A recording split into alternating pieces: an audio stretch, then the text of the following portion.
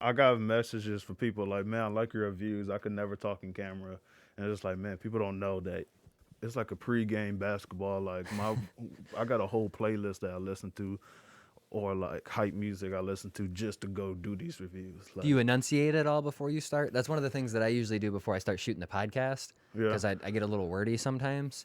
So sometimes my words will yeah together. Like my tongue doesn't, I get like behind my word.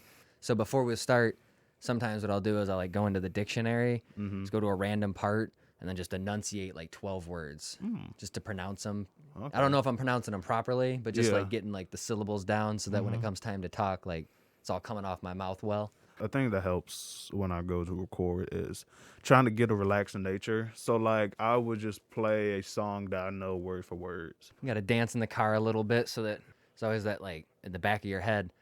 There's gonna be a motherfucker walking by looking at me like, what the hell is this guy in Dog, here doing? So it's nice to do the little stuff that you can do to make yourself like, I'm gonna sing out loud, I'm gonna move and dance around. If people are looking at me right now, yeah. it's good because at the end of the day, that's what I'm about to be doing anyways. Because as soon as I get, it's kind of like a pregame for a basketball Oh game. yeah. That's my layup line. Sing, dance all the way to the restaurant, and then like as soon as I park, it's like all right, hit the whistle, and like all right, it's game. Like you just gotta get it out the way. Oh yeah.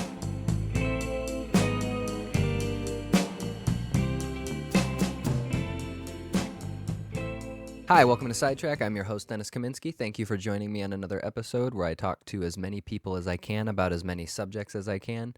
Joining me today is David Taylor from the YouTube channel DT Food Reviews. David's been going around the Metro Detroit area over the last few months, reviewing as many businesses as he possibly can and sharing his opinion with people. He's learned a lot of lessons along the way. He's also got a hell of a story about how he got into doing this in the first place. So you guys enjoy my conversation with David Taylor. Thank you. Before we get too deep into what it was specifically that got you started with it, just off the top of your head, has there been a review for you that you feel like has really stood out in regards to the quality of the food? And then my follow-up question would be, I'm excited to hear what was the best coming in. Also, what was the worst food coming out? Gotcha. The best quality food that I reviewed that, granted, this is one of my earlier reviews, and I didn't know how to really process or really express myself. I think when you start a new content avenue, you get like you can sometimes become real timid with, letting your personality show. One review that I wish I, done it again or done it later was Detroit Vegan Soul. So Detroit Vegan Soul is this soul food restaurants, and everything's vegan. And I had this sesame chicken and rice and broccoli. It was one of my favorite reviews, like food wise, quality wise. But then I look at the video, I see myself being so timid about it. You didn't feel And like you expressed it properly? yeah, I felt Yeah. like I could express it so much. I felt like I could express it so much compared to like my most recent review, which I'm just letting all my personality out. It was the taqueria stand, right? The taco stand. Taco stand, yeah. Yes. Yeah. So it's Taqueria. Is it the taqueria taco stand? the taqueria taco stand that wasn't the recent one. The most recent one was the Detroit Taco Bar. Okay, gotcha. So just looking at the comparable of how I let my personality just flow out and not hold myself back from, that review. It's just, I wish I could do that review again. And it's good that I could look back on it. It's like, man, I would not hold back my emotions again and just, let it flow out. Yeah, I think that's a really important thing for anybody who's ever considering getting into content creating of any sort. Mm-hmm. It's not going to be perfect right off the bat, but it's always going to be at its best when it's the most genuine, when it's the most honest version of who you are. And I think it's really difficult mentally sometimes when you're going in, even with the podcast. Initially, I felt like there was a very certain way that I had to present myself in the podcast. Like there was a very certain way that I had to conduct the conversation just because like I didn't really know what I wanted to be perceived as. Mm-hmm. And then when you start thinking about that kind of stuff, you start taking away from the things that are actually true about yourself. You know what I mean? Like you're like you said, you start hiding your personality, right? Like I'm not going to express this the way that I want to. I actually did notice that because I watched your most recent one right before you got here, just to kind of like touch up on your content. And after every single bite, you gave some sort of expression. Mm-hmm. You know what I mean? Like you could see it in your then the Yeah. eyes roll in the back of your It head was a like little things bit. that like I hid yeah, at the exactly. beginning. that now I'm just like, just letting it go. Did you ever feel like early on, and I haven't seen this in your videos necessarily, but did you feel like you had to be a very professional food critic early on, and as time has gone on, you've kind of grown into just fuck it, I'm just gonna, this is what I like, and this is how it is? Did you feel like incentive early to really touch on the ingredients and the way that the flavors blend into each other and all those other kind of things, or did you?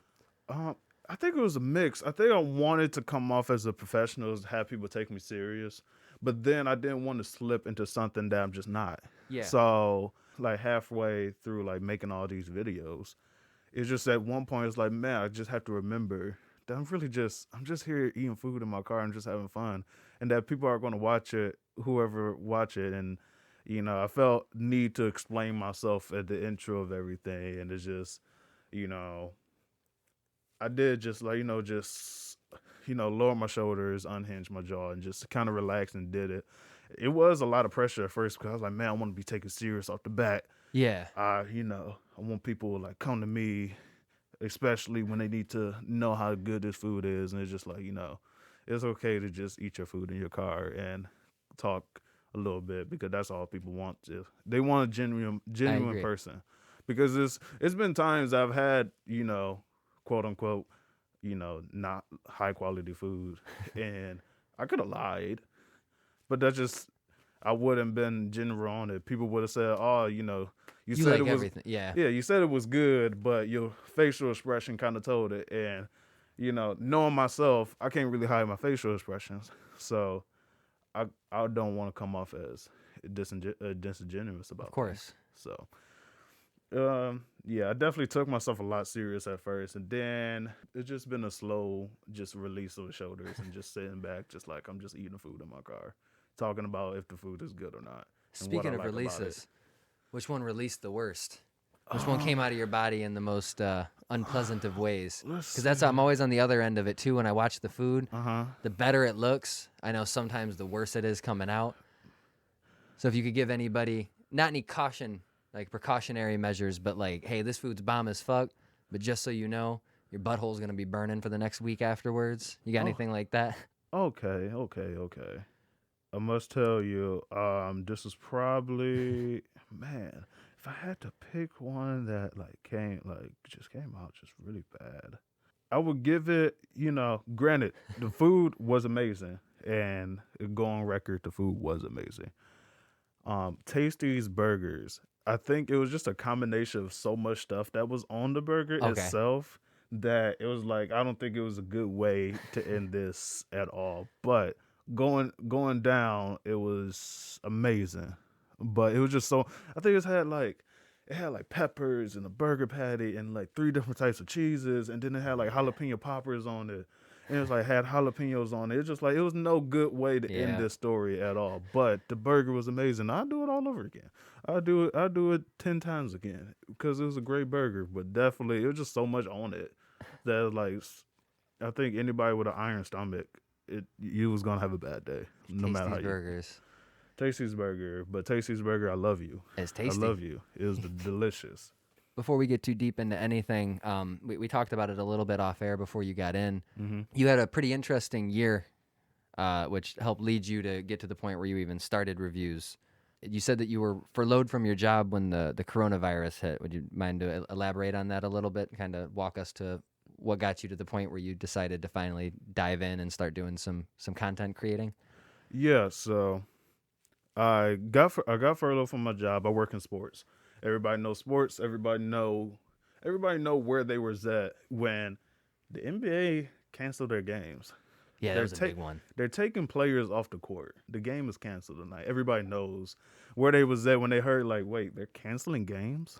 Like so this is like serious, Yeah, right? they're sending the rich people home. That's Yeah, they usually an sent them home. indication. Yeah. And I was at work and I was like, man, this is real strange. I work in the parking department, so we giving out refunds and everything. I'm like, man, this is crazy. Like, well, this can't last for long. And then we had LeBron was like, I'm not playing unless we got fans. And then his stance changed and whatnot. So yeah, it was just a weird time. And then for a while they got into the mask making business. Okay. So mask making business, these billionaire companies, they find a way to make you work in a way. Fast forward to when I got furloughed. So initially, when everything was going down, Mm-hmm. they just had you guys come in and work with masks. Is that what you? Yes. Okay. So we transitioned from working for like the stadium to making masks. Okay. So It were just you working at LCA or were you? I was working outside. It was like they these companies they got together, Yeah. got an area for us, got mask making tools or mask making setup. So we went to this like building in Farmington and made masks for like 8 hours. It was just like, man, I was like, man, when you have the money, you find a way to make your people Oh work. yeah. Keep it going. And just wasn't a situation. I won't go too deep into it, but a situation happened at work that I was dishonest with my boss, and not excusing myself, but working in corporate America, especially as just a black individual, you have certain pressures. Mm. So even when you mess up, you try to find your way out of it, and that was just granted, not excusing any of my actions. I didn't like the feeling that I had like an anxiety attack just trying to admit that like I was wrong, and Mm. that my first instance was like just get the hell out the way. Just like Yeah. Yeah. the rocket's coming. Let's just pull myself out of the way, even though I pushed the button for the rocket. I'm just Yeah. let me Yeah. get myself out the way. So realizing after like the pressures of anxiety done with that job, and then the furlough came, I was like, man, I realized, man, I can't even talk to my boss if I fuck up. Like, what kind of job am I doing that even when I fuck up, I'm so afraid to fuck up at my job. This is within my first year. I'm so afraid to fuck up at my Which is job. already the worst mindset because you should be focused on doing it the best of your ability, not Yeah, I don't want to fuck up on the other end. Yeah. exactly. Yeah. So it was like, man, I don't want to fuck up, and I was like, man, this is just not the way you're supposed to live. And that's why I was viewed like me getting furloughed was a little bit of just a little bit of a blessing, because just like, man, I don't have to deal with that no more. Yeah. I don't have to be afraid to fuck up or come to you like, yeah, I messed up. You don't have to quit and compromise your income. Yeah, I'm Yeah. like, oh man, damn, if I was not happy at that place at all. Yeah. And coming to that realization, it's like, I got to do something that, to either give back or just make me feel good at the end of the day, Mhm. because that job did not make me feel good. I mean, we were charging $45 to $60 to park at a Yeah. Detroit Pistons game. Yeah. If y'all listening to this and the Detroit Pistons win some games, don't be fooled. I've seen it happen before. Yeah. What are they, like 5-13 right now? It's a rough season. Yeah. It's pretty rough. So Although it Jeremy just Grant looks great. yeah. So it's just like, it didn't make me feel good at that job. And it's almost felt like I was like breaking the mold of it, in a Mm. sense. When I got furloughed, it was like, man, I don't have to go back there. And it felt good. I was like, man, I was like, what other molds that I've just been holding on to that wasn't making me happy, but I thought like I have to keep it like this. Yeah. Yeah. And just exploring all sorts of things during the time I was furloughed. Like I got into coding. I was like, I'm gonna try coding. Yeah. Tried it. I don't like coding that much. I'm gonna try running a mile every day. Tried it. I really don't try it. You got to about a half mile a day and then, Yeah, I was yeah. like, man, I really don't like that much. It felt like, that time you was like wet behind your ears, and it's like, oh, it's just everything's in Yeah. front of you. You could just Absolutely. try anything. Well, the opportunity was there. And I think, not to interrupt your story too much, Uh huh. but I think it was like that for a lot of people, where as scary as everything was, and for some people, it was more scary than anything, right? Like Mhm. things never have cleared themselves up yet to this point. But I feel like for a lot of people, if nothing else, it just presented an opportunity where you had to stop and evaluate what the fuck it is you're doing in life and what you got going on. Mhm. And now you have, even if it's only a month, right? Because at the beginning it was like, hey, it's 2 weeks, 4 weeks, like we'll send you guys back. But there's that moment of like, so what am I gonna do over the next few weeks? You know what I Mhm. mean? Like I'm just used to being in the wheels been turning constantly, and now it's stopped, and I get a chance to kind of look around and what have I been doing that I don't have to be doing that I can make a change moving forward, right? Like, and I think that Exactly. that's the best way to look at life, regardless of where you're at. You should always stop and evaluate your situation, and regardless of whether or not it's been the way that you have been doing it your whole life, sometimes those things that you're the most comfortable with are actually the things that are holding you back the most. Like you Exactly. said, those molds where you feel like you're kind of like confined to being like one specific type of person, or Mm-hmm. I'm in a specific type of career that I'm going to have to deal with forever. So Yeah. So I do a little backtrack just to keep because I'm horrible at pacing. So I do me too. It's mix up. called SideTrak'd, man. I'm going to veer Yeah. off every once in a while. So I mix up my timeline. So boom. So I'm gonna start with NBA games I canceled. Now I'm mask making 3 days a week. So I'm still getting paid, but I got a lot of free time. Yeah, yeah. I was like, man, what I'm gonna do with all this free time? So I picked up a hobby, and I started like thinking about hobbies I could do. I started fishing this summer. It is so goddamn fun. Fishing is the shit. So post your fish pics in your profile pictures, in your dating profiles. If you like fishing, don't be afraid to hold up your big catch. Don't let the social media fool you. If you got a hobby and you want to let people know about it, don't be afraid to post your fish pics, because when I caught my first big one, I was like, man, this is shit. I want to post this everywhere. I was You like, want to man, share it? yeah, Yeah. it's like, oh man, it's always you'll see things like, oh, it's always a guy holding up a fish in the profile picture. I was like, oh man, that's lame. You got that Till trophy mentality right there yeah, when you finally till I caught. caught Yep. my first fish, I was like, okay, you Yeah. do want to hold it up and take a picture Proudly, of it. yeah. I was like, all right.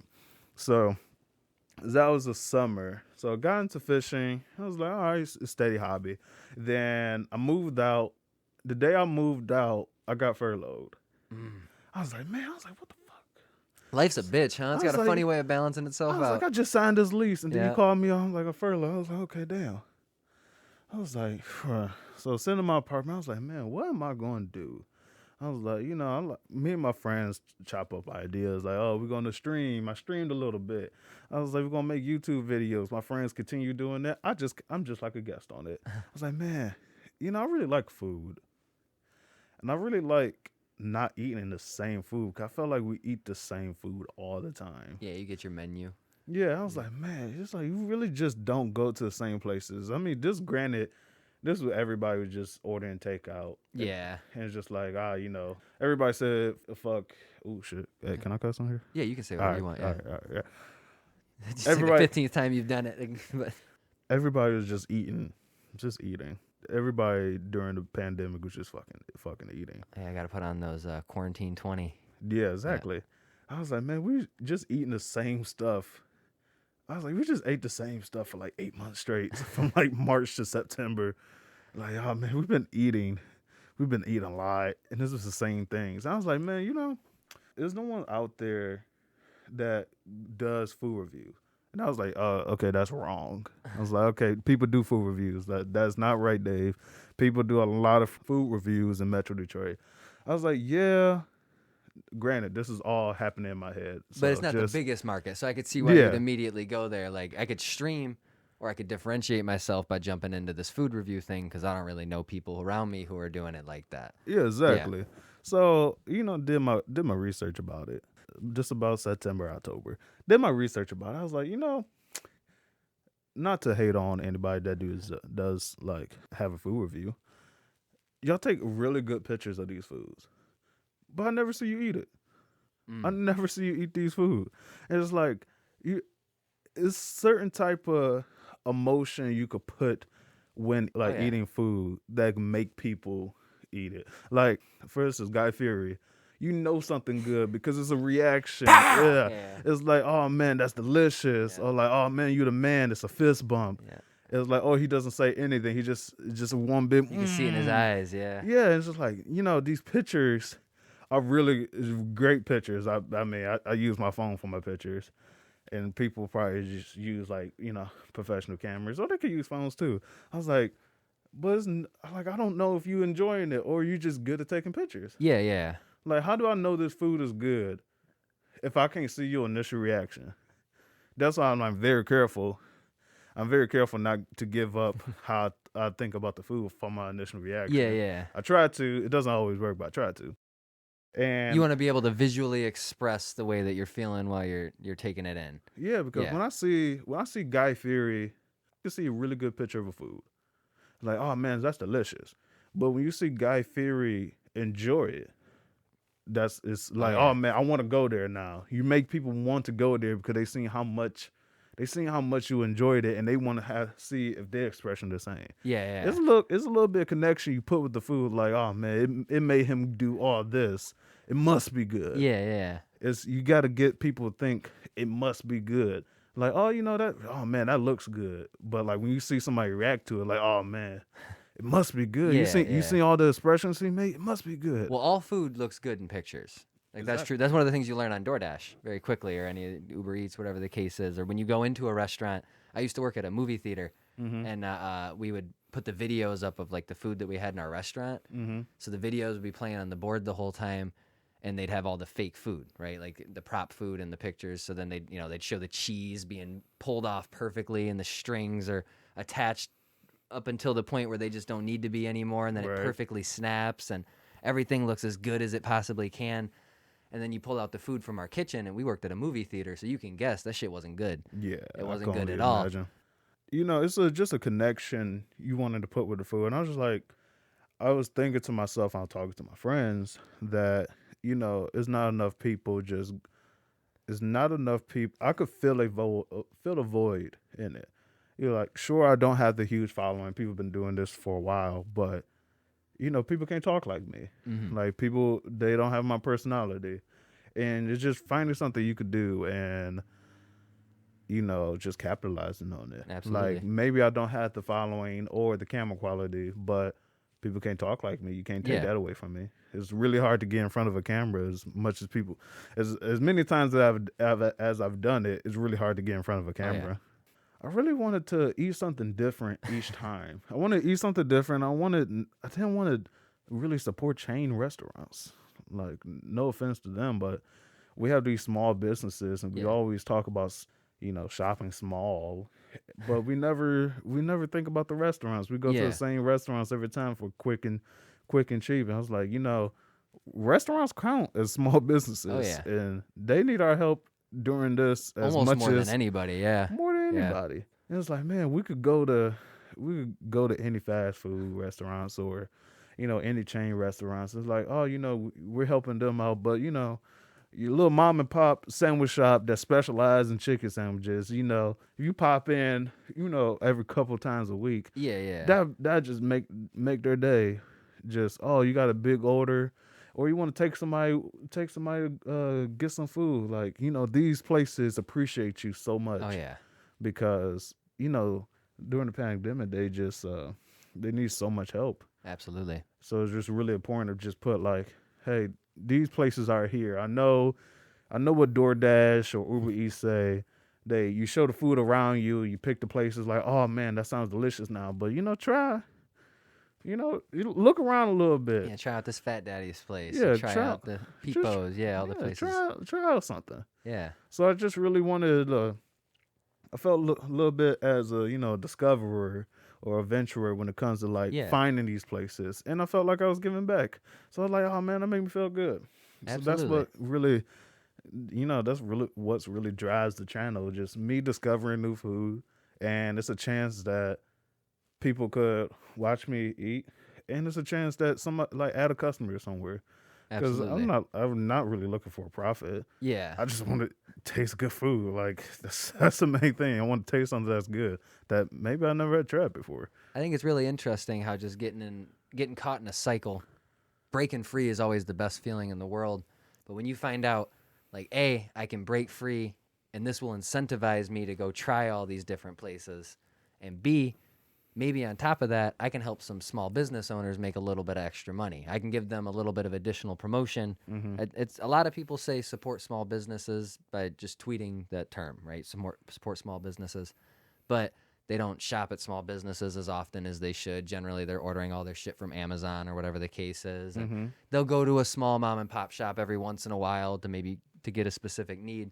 But I think with food especially, like as great as some of the chains can be, eventually it gets old. You know what I mean? Like that's how Mm-hmm. I always felt. That's when I moved out to Portland, the food trucks they had out there Phew, were hands down the best food I've ever had in my entire life. I And can only imagine. I never in my life thought that I'd ever try like an Indian Mexican fusion food truck.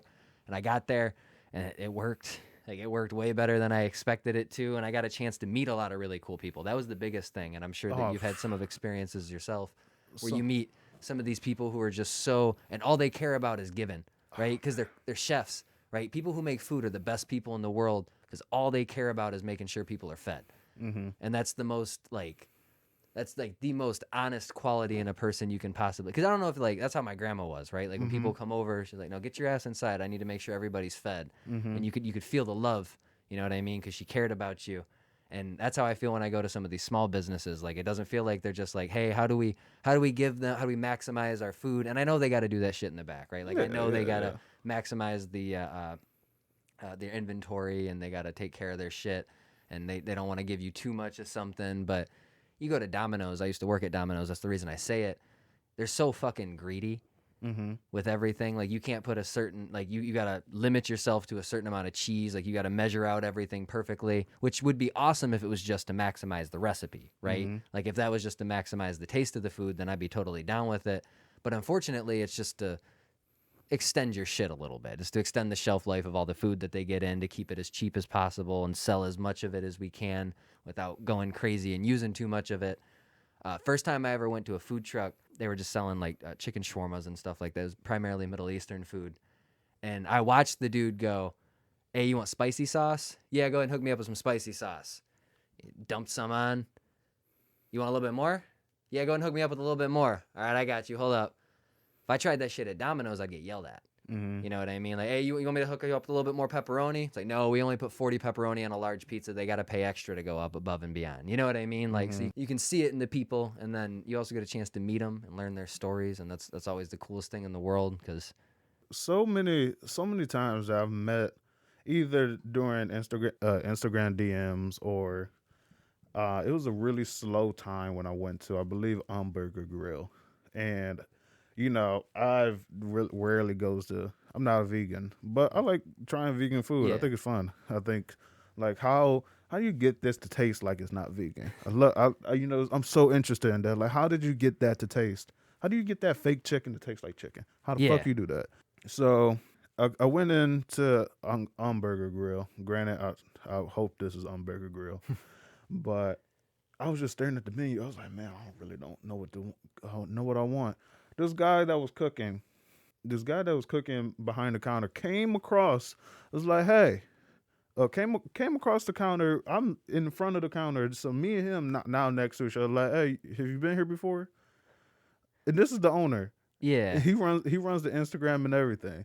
He came, stopped cooking, came around the counter like, hey, you need any help picking out Oh, what yeah. you eat? Like, I can help you. I can tell you what's good, what do you like.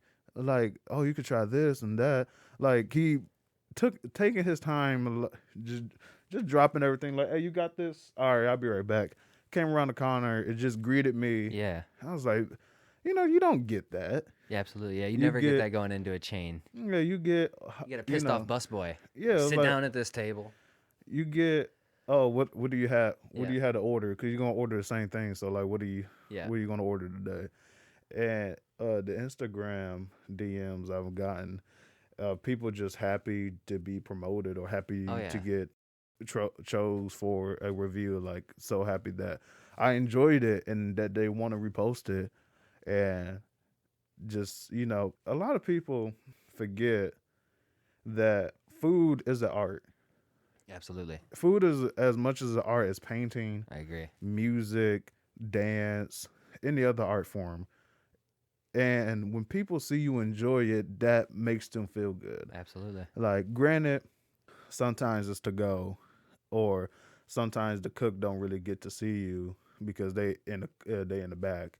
But when people see your reaction to their food, that makes them feel a certain type of way. Is art. Yeah. It's not just food. Is art to them because they created this. They practiced it over and over again to Oh, yeah. The get it. craft of cooking is a very difficult craft to master. Yeah, and they took their time in getting it just the way they wanted.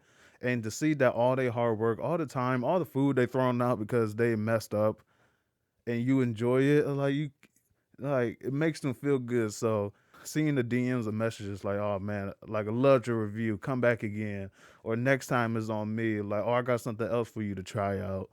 It's like, man, this is, this is Yeah, people's art. absolutely.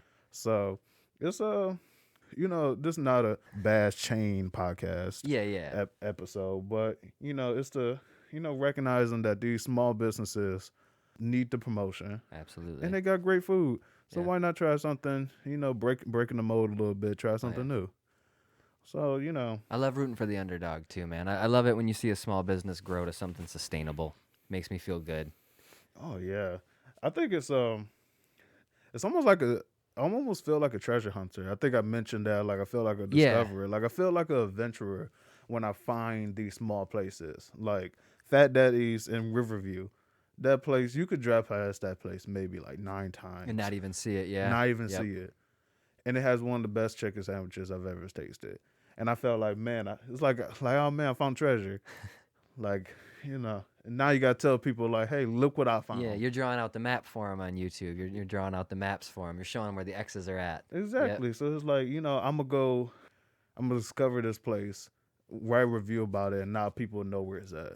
To that point, what is your selection process for choosing which types of restaurants you're going to review next? Because I feel like that'd be really difficult. Like, do you just kind of looked at reviews yourself? Do you look to see like the quality is high, or do you try to just find like the most obscure niche type places, or what is your general approach when you're going into the week looking for a new place to review? The last thing I check is your social media. Okay. Are you helping yourself at least? Because social media these days, no matter how you want to cut it dry, it's just what it is. Yeah, So it's where we communicate. It's the like yeah. it's what helps me, it helps you, helps me. So that's the last thing. That's the last thing I check is see if you are you even trying to promote yourself. Yeah. So it's Instagram is free. Everybody got phones and you can post pictures and stuff like that, and have your information out there. So I try to see, do you have a social media following? And I don't check the numbers. I don't care if you got 300 followers or 50 followers. I just want Yeah. to see, are you just even out there, even trying for You're yourself? trying to promote yourself, Yeah. trying to get yourself out there. So when it comes to my food selection, I got like a little notebook, Okay. and it goes in like different sections. So I have places I want to review that are vegan, places that I want to review that are strictly vegetarian, places that I want to review that are seafood based, black owned, halal foods because we're very very close to Dearborn Yeah, and a yeah. lot of people need halal food just to eat. Yeah, yeah. I try to look at my previous review and see who couldn't eat that. How do I diversify for my next review? Yeah. Okay. And then when it comes to thinking that, I think of it as like a culture sense. So Okay.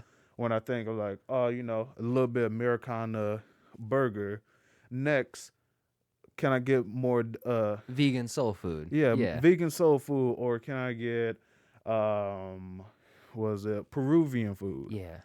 Or can I get maybe Chinese or Mexican or halal food?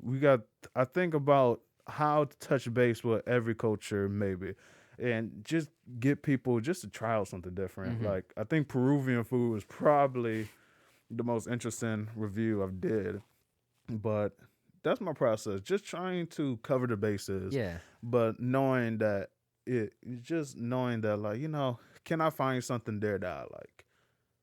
And my search bar is wild. Like, I want vegan soul food.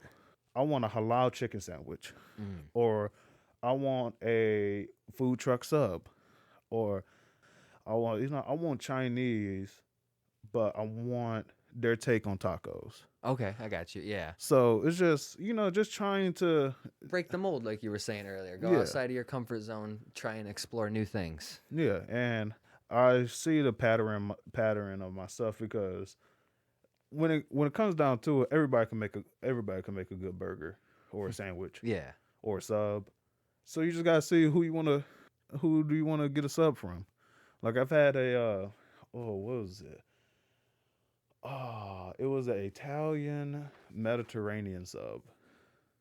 And granted, you would think those places are really close, but it's not. Yeah. And the taste was like delicious. And it's just like, man, I've just put a sub with Italian culture and Mediterranean culture all in one, and it was halal meat. I just covered the board right there Oh yeah. just for that one review.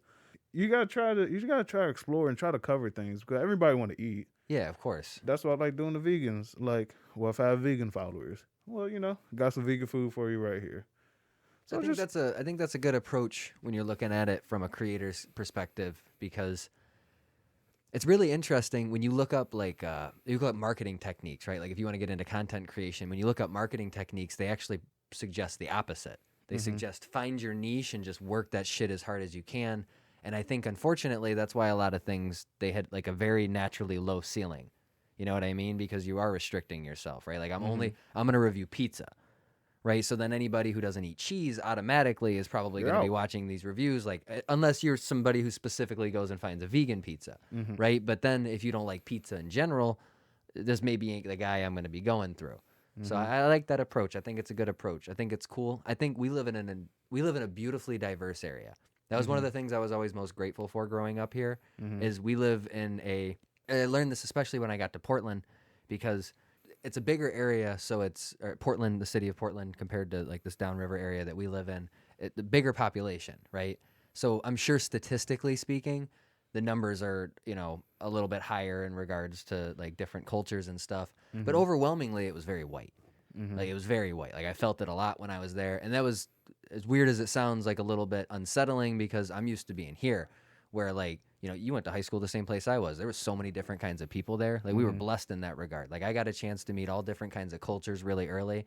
I hmm got a chance to start learning about different people, learning about different foods, learning about different tastes in music. You know what I mean? Cultural tastes in music, not just the standard rock rap type conversation, but like I've had people introduce me to like foreign language music that I've found incredibly beautiful. So hmm I think it's really cool that you're taking an approach of I want to maximize where I lived, right? Like you specifically mentioned Dearborn. hmm Like I want to maximize where I live. I want the people who I know here from Dearborn to know I'm covering them too when I'm putting these reviews out. Like I hmm think that's a really good approach. So because a big thing for me is just like food restrictions. yeah, Like I'm admittedly I'm a horrible lactose intolerant person, and somebody might take that very serious. absolutely. So how do you just only do how do you only do dairy products, Yeah. Mm-hmm. or maybe I'm Muslim belief I need halal meat. Yeah. You never mentioned halal meat ever, so I don't know if I could ever try any of your food. Like I gotta Yeah. do my extra research. Like, oh man, it's like, is it halal meat? Because if it's not even that, I don't care what it is, I can't eat it. Absolutely. So it's And you're cautious of those things. A lot of people are unknowingly not even aware of that when they're going into that process. You know what mm-hmm, I mean? Like they don't even realize. Like they might not even like some people might be hearing this going like, "What the fuck is halal meat?" Because they've yeah, never been in a situation like they've always just gone for pork. mm-hmm, You know what I mean? So it's a really interesting psychological thing hearing it. You know what I mean? Because like I mm-hmm, said, like I've always been a little more cautious of that stuff just because I grew up around different kinds of people. So you get used to it, right? Like if you get caught in your own little bubble, it's very difficult to break out of that because you don't even realize you're in a bubble in a lot of instances. So you go, everybody likes pizza. yeah. Well, We everybody you've likes never tacos. exactly like you've never met anybody who wasn't actually physically able to eat that, or maybe culturally not able to eat that. Like it's Mm-hmm. not a part of their religion, and these foods aren't something that they naturally consume. So That's why I attribute just like breaking out and try things like I've been vegan, been vegetarian, or I just gave up red meat, didn't eat pork before, or I've yeah, done diet restrictions, and it won't last that long because I don't need to. I just want to try it. Like, you know what? I'm not going to eat red meat. Let's see all the different type of how do stuff I I feel? can. Yeah, Yeah. Or if I want to go out, I'm just going to eat vegan food. I just want, I'm going to be vegan during the week, and then on the weekends, that's when I have my meat. Like, I think my ability to try things also attributes to my ability to acknowledge, like, you know you ever did a diet and people ask you like, oh, why are you doing that?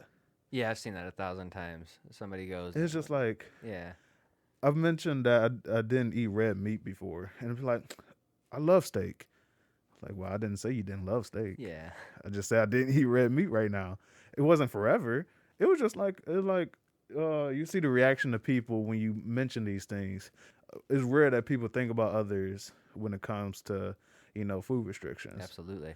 And Uh, it's especially interesting to your point where long term, if you ever ended up being forced into a dietary or like a restricted diet, right? Like you ever had mhm, like a medical situation come up and they were forcing you into a restricted diet. mhm, Well, you're built for that now. You know what I mean? Like something mhm, like that would probably be really difficult for me because I spent a lot of my life as a really picky eater. mhm. And just recently within the last few years have I been expanding my palate, I guess.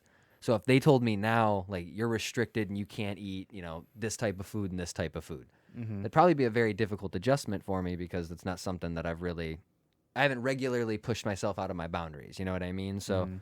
you've been vegan. So if they told you, hey, you can't have meat for one reason or another, or Mhm. you've broken from a vegan diet, and I've met some people who have had vegan diets who have then found out like, hey, you need something. Like you have to have some meat. Yeah. You're unhealthy with this.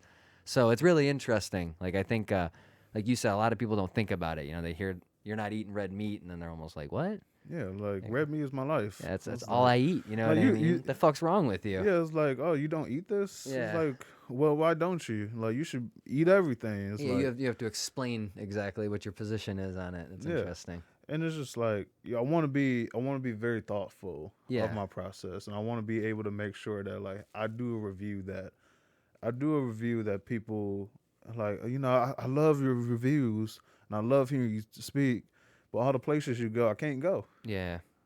I try to diversify, and I try to find something for everyone. I know the smart plan is just to be have a niche Niche, yeah, market, jump into something. Yeah. and I know what people will probably say along the road, like, "Oh, David, you need to figure out Yeah. your niche," and it's just like, Nah, fuck that. I I don't want to. disagree. I don't think the world works like that. I I think was, those are dated business practices. I think the world's a lot more open minded than people think. exactly. So you're DT food. We're gonna try to find something. I'm gonna try to find something that you can eat. Yeah. Like if I don't got this, I got that. It's kind of like when you was think like when you was picky eater, you mentioned your grandma. It's like, oh man, I don't like this food. Where we gonna find something for you to eat? Yeah, Like we exactly. gonna Yep. find something for you to eat. Like you're Yeah. not gonna Oh yeah. starve. Like I know I only made chicken, but if you don't like chicken, I got some hot dogs in the Yeah. Yeah. freezer. We're gonna find you something to eat.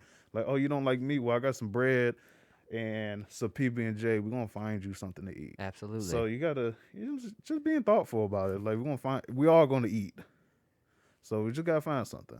Do you feel like you take that same approach to other things in life outside of just food? Do you feel like you're generally culturally open minded in regards to the hobbies that you participate in or some of the other arts and stuff that you consume? Do you feel like you take that same approach everywhere in life? Or is this something that you've especially developed over the last year with the COVID restrictions? I think I've taken this, in all places in my life. I think I've tried. I always tell myself I try everything twice Yeah, because the first time might be a fluke. absolutely. So I always say I try everything twice. So if it's a hobby, if it's something, for instance, I'm a horrible basketball player. I am god awful. I'm one of those guys that just meant, yeah, I can play defense because that's probably the only thing. The best time for me in basketball is when the ball is not in my hand. So yes, I can play defense. If my friend needed a body for a rec game, I was like, man, I have no idea what I'm doing over here. And it's just being able to just like jump on the court, like, hey, David, we just need you to play. I was Yeah, like, all right. Like, oh, this is a little bit of fun, but like, I know what I'm doing slightly. I'm a little bit of an athlete. And just being able to just try it. Like, you might not be good. Like, the fishing this past summer, like, you might not be good at it. It might yeah. not be fun. I bought pole and equipment and Well, everything. you mentioned coding. You said specifically coding was one of them that you started Yeah. getting into and you realized it just wasn't for you. It's just being able just to try things. Like, I have this big thing that, like, we're on this earth to explore, to experience, and just to live all these things. And just to restrict yourself to what you know, I feel like you're doing a disservice for the people that came before you.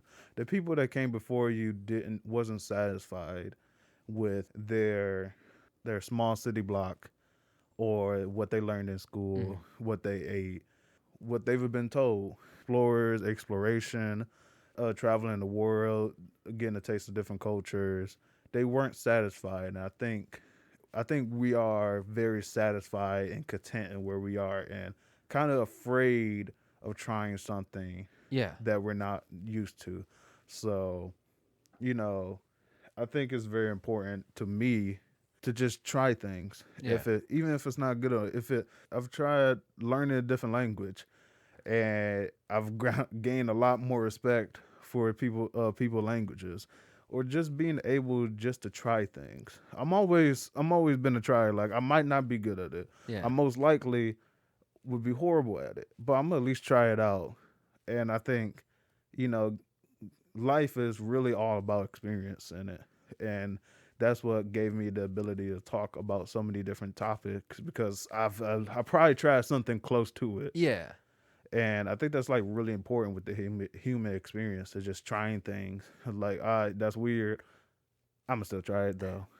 It's something I always like really took pride in. Just just Absolutely. trying it. Unless it's like something like really dangerous. Yeah, or you're gonna hurt somebody. Yeah. Yeah, like hurt somebody or hurt myself. Of Like course. I'm gonna at least try it. Like I could name a lot of things that I've tried for like months, and it's just like you did all these. Like yes, I've tried it all. Jumped all in. I've jumped all in a lot of things. Then it's like a lot.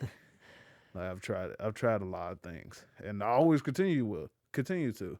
'Cause I think the human life experience is about exploring your dislikes and your Yeah. likes. Because would you want to be laying on your deathbed thinking, man, I wish I tried more things. I wish I could tell a story about my life. Like, man, I dated a girl and we used to go ballrooming every weekend for 6 months. Yeah. I found out I don't like ballroom dancing.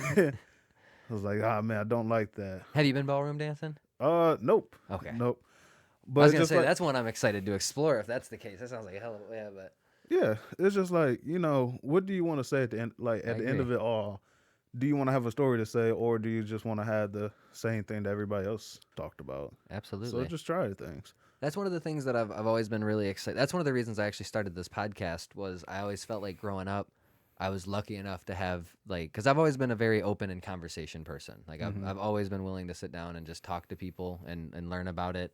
I usually don't get too mad at people when I find out who they are or what they are. I'm always just more interested in finding out why they are. Mm-hmm. You know what I mean? Like I want to know. So I've been lucky enough, I think, in life to have a lot of conversations where I've learned a lot of information that's either completely shifted my perspective or it's taught me lessons that I still carry with me today that I probably never would have had if I would have stayed within my comfort zone. And that's one of the reasons that I actually started the podcast was I was excited to potentially share those conversations with other people. You know what I mean? Like I was Mm-hmm. excited to have somebody on who can tell me about their experience, transitioning from red meat to an exclusively vegan diet Mm-hmm. because I don't know if I'll ever experience that myself necessarily, but for anybody who's maybe on the fence about it, hearing somebody's positive experience might make it a little bit of an easier jump for them to make. And I Mm-hmm. think that that's one of the reasons I was excited to have you on was jumping into content creation is it seems like a very easy thing to do, and by all means it's a very simple thing to jump into. Like I'm sure you started realizing that when you started getting into it, you're like Mm-hmm. I can make do with the shit I got. It's maybe not necessarily the quality that I want it to be, Right. but I can make it happen. So if I can make it happen, I'm going to make it happen because people can't wait until I got a good camera to find out where this halal place is at. You know what I mean? Mm-hmm. Like people can't wait until I got my shit completely together. But, I guess back to the main point, it's a very scary thing to jump into, but when you hear it executed properly, it makes you feel like there's so many possibilities, Mm-hmm. right? Like, I don't know if you've ever had a conversation with somebody and you've gone deep as hell into subjects with them and you leave feeling like there's still so much more about the world that you can learn, and it almost makes everything really exciting again. Because I think sometimes you can maybe Mm-hmm. put yourself in a position where you're like, all right, I think I got this figured out, Mm-hmm. right? Well, I never got it figured out because I'm always talking to different people and they're always throwing me new variables that I've never even considered processing. You know what I mean? And I think that that's been a very helpful experience for me. So I think it's dope that you're going through and doing that specifically with food, right? Because Mm-hmm. you don't think about stuff like that always, right? Like the Mm-hmm. cultural elements to them. Like, well, I'm not just, promoting this food so that I can make money off of a YouTube channel. I'm also trying to promote small businesses, but I'm also trying to find an alternative for people who are eating in this restricted diet right now, who maybe are hoping to potentially one day get to a point where they feel comfortable eating other food, but they don't know if they would like it or not. Well, they see somebody like you eating it and they go, well, I saw him eat chicken and waffles and I know I like chicken and waffles, Mm-hmm. right? If he liked chicken and waffles and he likes this, maybe I will as well. Mm-hmm. And I think that's a beautiful beautiful way of going about things in the world. I think that that's one of the strong benefits to social media is as much negative as there can be, there's equally positive on the other end. We're very similar in people. You know, experiences brings everybody together. Absolutely.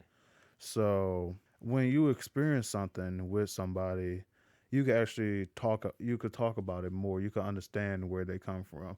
That's why if you come from low income or you come from the inner city, when like rappers make it out and they talk about it, like man, I resonate with that. Like I understand that. Or if it's an artist talking about their mental illness or they rough upbringing, like you could resonate with that. It brings you closer. That's with everything, and I think we as people sometimes close ourselves off. That like, oh, you want to understand me? Well, you Yeah. told people like the things you've gone through? Have you opened the door to maybe get them to understand where you're coming from? Like, oh no, so and so understands me, Yeah. and that's all that matters. I know they won't understand me. We could have completely two upbringings, but man, maybe our childhood kind of sucked, or like maybe our biggest bully was our oldest sibling. Yeah. It was little things that that could bring us together. It was like, oh man, I lost a parent at a young age. Yeah. Me too. Like it's like little things that could Oh bring yeah. people together, and then we just shared experiences, everything. And if we shared more experiences, that we realize that we're not as different as we like Yeah. to believe we Absolutely. are. Surface level, sure, Yeah. but we are very similar when it comes to our experiences. Yeah. Well, we're built the same. You know what Yeah. I mean? And it's interesting because a lot of it is experiences. And when you meet people who have had experiences that you've never thought about, like it opens up your worldview and you just see everything clear. Do you know what I Mhm. mean? Like it almost feels like like widescreen movies, Mhm. right? So they got like the block off of it. Feels like every time you talk to somebody, it gets a little less wide. You know Mhm. what I mean? And you'll probably never see the full fit picture because you'll never have a chance to the full. If we could, then life would be crazy different right now, right? Because somebody Right. would have had everything figured out. But you spend your whole life just getting it a little bit clearer, a little bit sharper, and a little bit more.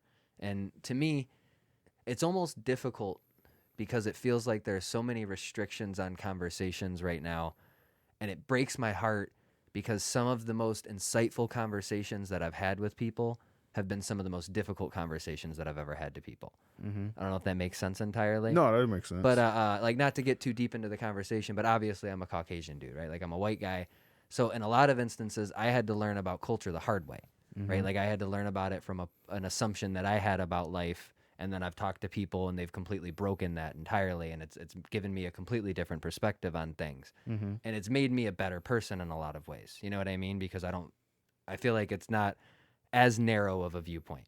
It'd be naive to assume it's still not a narrow viewpoint. You know what I mean? Mhm. Because like I can only ever live off of my experiences, of course, but just having some of the conversations with some of the the people that I've met in life, they've expanded it just enough to the point where I feel like I now see some things that I didn't see before, and it's sad sometimes because then you see maybe some things that you'd done in life that weren't, they didn't make everybody feel okay or whatever the case is. But you eventually get to a point where, as difficult as it is to have that conversation, it made me better. It's like exercise almost, right? Like Mhm. it doesn't feel good in the moment when you're doing push-ups, right? Like it hurts, your muscles they're pushing, you know what I mean? But eventually you learn to love that hurt. You know what I mean? Like when you really want to develop yourself and grow into it. Definitely. And I feel like in conversations it's the same thing. Like it's very difficult because it's a very fine line that you have to walk when you're talking to somebody. But like I said, some of the hardest conversations that I've ever had to have in life have benefited me so much more than like the simple surface level shit. You know what I'm saying? We don't talk enough as a people. Yeah. We don't talk enough. And we do assume a lot, in that, you know why that's offensive. Yeah. Some people might never even, some people might never even gave it a second thought or never been taught that.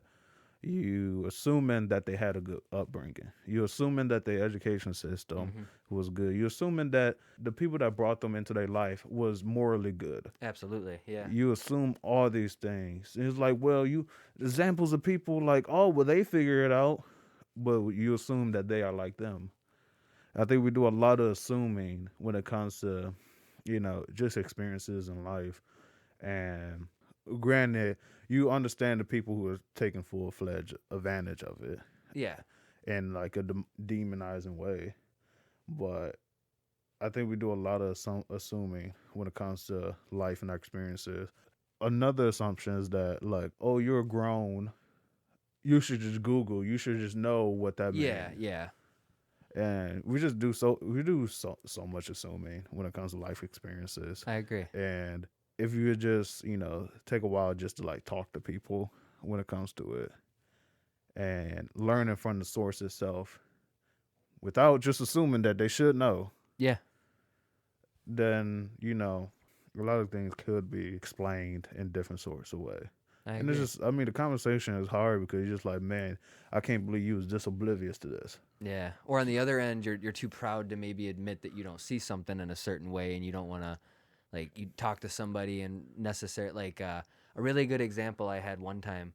It was a while back, and it's kind of inconsequential, of course, but like it was a musical thing. I'm a huge Cure fan. I don't know if you ever listened to the Cure. Nope. I always I grew up around people making fun of their music, right? Mm-hmm. Like it was like the gayest music in the world, and they used that term in a very offensive way, right? Mm-hmm. So even though I got to the point where I didn't necessarily view the world like that, like I didn't view the term gay as an insult, there was still that negative association that I had with the music. You know what I mean? Mm-hmm. Because like growing up, I had heard people say stuff like that, and I didn't even realize until I actually went out of my way to listen to them one time that I really liked like 5 of their songs, and I knew I really liked 5 of their songs, but I didn't know it was quite that artist. Right? So Mm-hmm. it's a very inconsequential example, of course, because it's just about musical taste. But since then, their music helped me through depression. Mm-hmm. Do you know what I'm saying? So if I'd have lived my entire life with that dumbass misconception and a conversation that I had when I was 11 or 12 years old with some stupid ass kid who's just talking mad shit, Mm-hmm. then I wouldn't have maybe been alive in this situation. And that's an extreme scenario, of course, but you know Yeah. what I mean? Well, it's valid. Like in that situation, like there was a door that I didn't even see, and once I saw it, I got to walk through it, and it was better for me in life. Mm-hmm. You know what I mean? Yeah, it's really valid, especially when it comes to music. How many times have your black friends been caught listening to music like, wait, you listen to that? Or like, or you listen to rock and roll, or you Yeah, listen to yeah, this alternative rock or this pop punk? It was like, you put these assumptions just to any petty things like music yep, that like just because of my background, I can't listen to this music. oh yeah, Or they put a negative assumption, just anything that you like and it's just now you don't get a chance to experience it. yep, It's disheartening that people just shy away from just experiencing things. Like I used to have this big thing. I was like, man, I hate country. Then I found like 2 songs that I like. oh yeah. Yeah, it's like, do I still hate country? No. Do I still like country? Eh, Maybe it's not, just but at the same it's time, yeah, like that used to be. People still say that like, oh, what kind of music you listen to? Anything but country. I was like, yeah. man, country must be really bad then. And then like I found 2 songs that I liked, and it was just like, country is not that bad.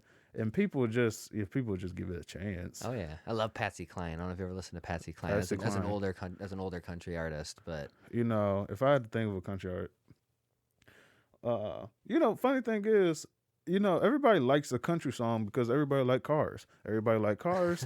Everybody like life as a highway. yeah, You like like the a country Rascal Flatts song, song, yeah, so you don't hate country. You like that song, but um, now it's another stigmatization because I found the song. It was like about it's a song by Luke Bryant, but now he is now considered stadium country, so that's not real oh country. yeah, he's not outlaw country, Yeah, so I yeah, was he's not like, Hank it's Williams, yeah, always a yep, stipulation that people comes with, like, oh, you like country, but you don't like real oh country. yeah. You like stadium You see pop that a country. lot in hip hop right now. Yeah, Like these aren't real rappers. yeah. This ain't the real rap. You know what I mean? This ain't the shit that I grew up on. This ain't real rap I music. was This like, is just whatever these kids are doing. But I was like, yeah, And I is especially in music, trying to keep up with music. Like I was like, man, what is the kids listening to? And I listened to it. I was like, am I gonna listen to this every day? No. I was like, but it's not bad. Yeah, that's It's usually how I not bad feel. Yeah. music.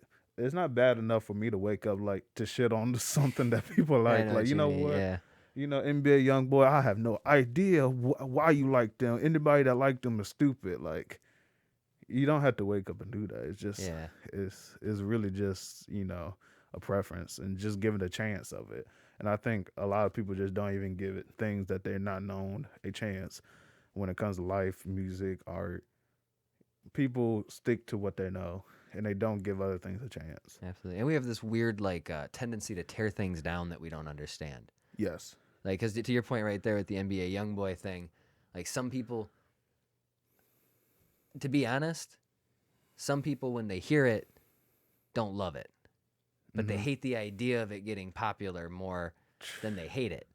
So they're gonna go ahead and overcompensate and like, well, I'm just gonna trash this to the point where other people maybe don't fuck with it because I don't want this dude hitting the top because I don't want this sound being the new sound. Mm-hmm. But at the end of the day, it's not like all the artists that you listen to in your life just disappear when something new comes out. Yeah, That's the exactly. beauty of Spotify for me. Mm-hmm. Like, I guess I could maybe see it being more of a cultural problem if you're still doing physical sales of albums, right? Like if you go to an album shop and there's none of the good shit that you like because it's only the new shit that you don't like. Like I could see that being like physically more of a problem. Mm-hmm. But like I have instant access to almost every artist historically's entire catalog. Entire thing. So any song I want to hear on a moment's notice, I can pull up and play. So it's really weird to be super critical of something that I'm not necessarily a fan of. And it sucks for me because I'm critical at nature, right? Like I've always been a big art person. Mm-hmm. So like I evaluate it that way, right? Like Mm-hmm. this is what I think they did really well and this is where I think they maybe could have built on it. But I've been trying to be a little bit more patient with music especially, you know what I mean? Because like Yeah. I hate tearing shit down. You know what I mean? You Like, know. it hurts. It really hurts sometimes. Like when I realize I'm in a conversation and I'm like trashing some artist or something. Mm-hmm. And it's like I did a podcast with a friend of mine and she had a negative experience with Chance the Rapper. So just like off the top when we're talking, I was like, yeah, fuck Chance the Rapper. Mm-hmm. Man, he's done so much good for Chicago. You know what I mean? Like, Oh and no, I love some Chance absolutely. the Rapper songs too. Like I think Acid Rap is dope as fuck. But it was just, you get caught up in the moment sometimes and you don't mean to, but like it was natural for me to just tear down. You know what I mean? Like it wasn't just like, yeah, well, I like some of his songs, but I don't like the fact that he did that. It was, no, fuck Chance the Rapper. Lately, I've been reading this book about God, what's the name of it? The name of the book. Don't mind me just looking at the title. Oh, yeah, you're all good. The Once you name. find it, make sure you center up on the mic again. You're off on the Okay. side right now. Yep. So, the book I found is How to Win Friends and Influence People. And from the title of it, it seems like, how to manipulate. Mm. How to manipulate people is seeing what you see. And really, the book is teaching me to be more interested in people because you want to, not just because you're trying to get something out of it. Mm. And just to see more things from their viewpoint. A one big thing that like I'm really critical of, that I'm critical on myself of, like, if I don't particularly like something, it's okay for me not to like it, but it's not okay for me to just bash it. Like certain thing, I would say I just don't understand it. Yeah. I don't understand the appeal of it. Granted, it's entertaining to some people. I don't understand the appeal of it. So a thing that I don't understand the appeal of, it would be example would be like YouTube couples. I don't understand the Yeah, I appeal of it. Sometimes I think it's very silly to be this invested, but that makes that's entertainment to some Yeah. people. Some people might think me watching anime or playing video games to wee hours in the morning is very like just very stupid. Yeah. But that don't mean I have to bash them. It's Of like course. that's just Yeah. I think taking steps and just trying to understand people. Like you don't have to be okay with everything, but it's okay for you not to like something. Yeah, absolutely. Just okay, like it's okay for you to like something. The book has helped me just be more thoughtful of the words I've used to describe things that I don't particularly like, not agree with, just like. Yeah. For example, the YouTube couples, and I think a lot of people. Granted, I was definitely, guilty of just, if I don't like something, I just start bashing it. Yeah. And just like, somebody else likes it. Imagine you said you like Travis Scott. As soon as you mention Travis Scott, I don't have no idea how much you in love with this guy's Yeah. music. As soon as you're like, oh man, I love Travis Scott. As soon as I was like, fuck Travis Scott. I think his music is fucking trash.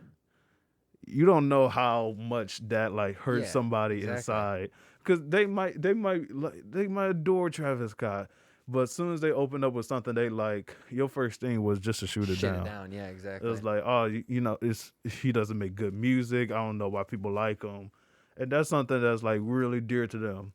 And so I think it's just trying to get an understanding, just being okay not liking something, Yeah. and you know, that's a lot of societal standards when it comes to it. Like it's a lot of group mentality when it comes to like, oh, you don't like this, I was actually going to so touch on that with you. I had a question that I kind of wanted to close off on. One of the things that I've looked back on in life and a lot of the ideas that I had put into me was through sports culture, right? Because I mm-hmm, grew up as an athlete. I was playing sports, so I was in a locker room with other men and all that other kind of stuff. And mm-hmm, it's a very competitive environment, not even just, the actual game itself, just, being around other young men my age at the time. And I noticed that some of the things that I have trouble breaking from, I feel like stem from that culture. And I know you played football in college, or not mm-hmm. in college, in high school. So I wasn't sure if you've ever had any similar thoughts on that subject where you've looked back at your days as being like just one of the boys in the football room and having taken some, because that's where like the shitting on thing came from for me, Mm-hmm. right? Like you just be bullshitting with all the dudes in the locker room, and then somebody'd bring something up, but man, shut the fuck up. That's weak as fuck. You're a bitch. You know what I Mm-hmm. mean, or whatever the case was. And I feel like some of that verb, like that's my way of communicating, and I've had difficulties breaking it sometimes. And when I look back, I feel like that's really where I pick that kind of stuff up at. Mm-hmm. A perfect example is Kobe. Yeah, that's a great example. Perfect example. Everybody hated Kobe. And if you could just look at the way people hated Kobe during his playing time to the way people are hating LeBron during his playing time, it almost mirrors each other. Yeah, That just because people don't like them, is now it's groups of people don't like them. It's very similar to Steph Curry. yeah, It's very similar to just grouping things to like you don't like them, I don't like nah, I don't like them, or why don't you like them? Well, I don't like them for that reason either. Very easy just to get group up and just like band together for this hate of like a single thing or a mm-hmm. single person. And then tragically he passed, and then now everybody's like, always rooted for Kobe. Yeah, yeah, Like always liked Kobe. He was always really good. It was like you could have did this while he was alive, yeah. but instead you spent his career saying you hate Kobe like this whole time. Like for instance, I think Chance the Rapper got a part in the song that he just says like "fuck you, Kobe," because like I hate the Lakers. That's funny. I just said fuck Chance the Rapper, and he's been Yeah, spreading it too. He said fuck Kobe. yeah. So like I think it's like an old acid rap song. It's like everybody hate the Lakers, and he's just like "fuck Kobe." I think it was like on Saturday Night Live. Yeah, It was like, man, how do you feel, how do you yeah. feel that you just out of your biggest moment on Saturday Night Live, you said everybody hate the Lakers and fuck Kobe, fuck Kobe. I was like, that In retrospect, that hurts. Yeah, yeah, to think that you can't yeah, take that back. In retrospect, yeah, you really can't take that back. And it's interesting the group mentality that could gain together. That's why it's really important to build your own opinion and ideas of a person, even if somebody don't like them. Just take your time to get your own opinion about yeah, it. Cause the reason they might not like them, it might not be a big deal to you. Like, oh, they use too much auto tune, so I don't like them. yeah, yeah, To you, it's like, I don't know. I don't think it's too much. So I think breaking the mold of just the group mentality and just forging your own opinions, that was a real big thing in the locker room, because there's a lot of things in the locker room that's just like, if enough people don't like it, You you just know, kind of all roll with like, it. oh, Yeah, we all don't like it exactly. now. Like we're Yeah. all on the same team. If we don't like this, we all don't. So I think that was a big thing. I think a lot of people still struggle with that. Oh yeah. Just they want to feel included.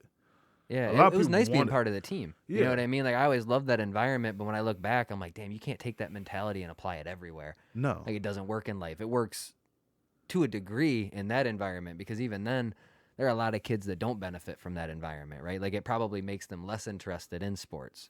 You know what I mean? But Mm-hmm. sports is a very unique situation where I do think sometimes it helps weed out.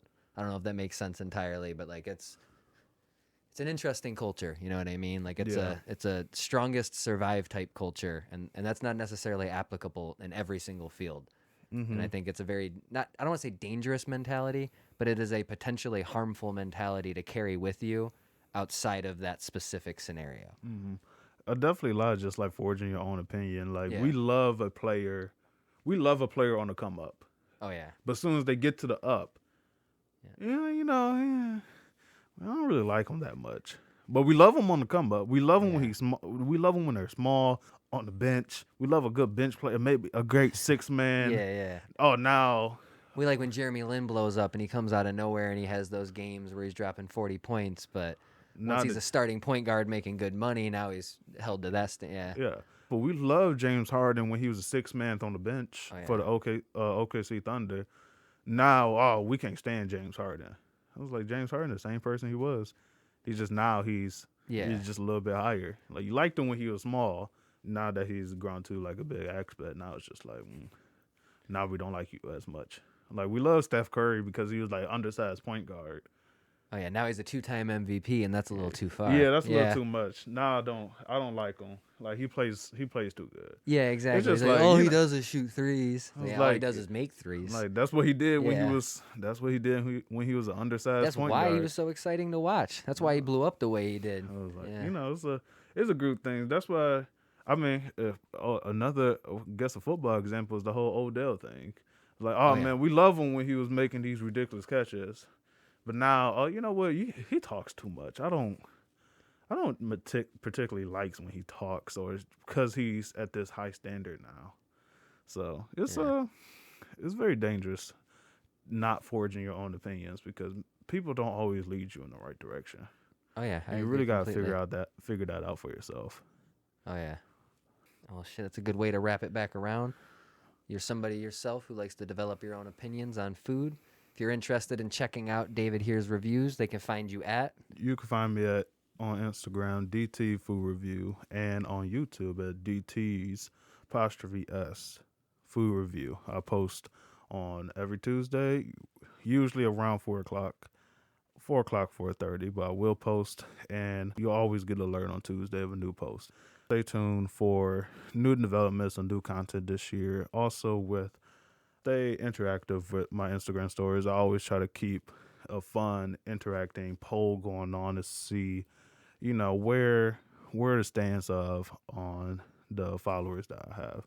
So you can follow me on Instagram at DT Food Review and come enjoy some content. I'm always gonna find something that you can eat. Yeah, if you guys are interested in checking that out, we'll make sure to put the links below.